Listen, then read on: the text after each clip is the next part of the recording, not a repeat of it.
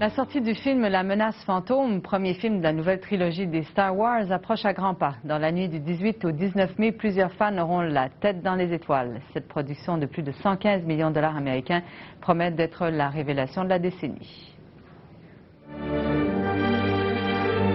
Presque 17 ans après la sortie du dernier épisode, George Lucas revient en force. Des effets spéciaux, il y en a à la tonne, de quoi ravir les fans purs et durs. Mais inconditionnel ou pas, il faudra peut-être revoir le film plusieurs fois pour les digérer. La menace fantôme regorge d'images numériques et cette technologie s'intègre bien avec le reste du film.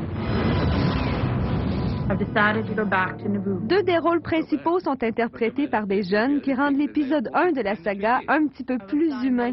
Natalie Portman, la reine en charge de la planète Naboo, est fabuleuse et Anakin Skywalker, le futur Darth Vader, est interprété avec maturité par Jake Lloyd, qui n'a que 9 ans. C'est lui d'ailleurs qui nous permet de vivre le seul moment émouvant du film. Quoique le but premier de Star Wars n'est pas de nous émouvoir. Quant à Liam Neeson, l'acteur le plus connu de cette distribution, il livre une bonne performance, mais les jeunes lui volent la vedette.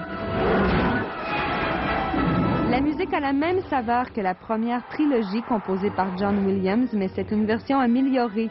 Le London Symphony Orchestra fait davantage vibrer nos tympans et nous enfonce encore plus dans notre banc.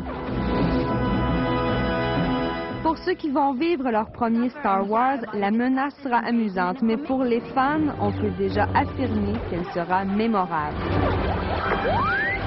Alexandra Duval, Radio-Canada, Montréal.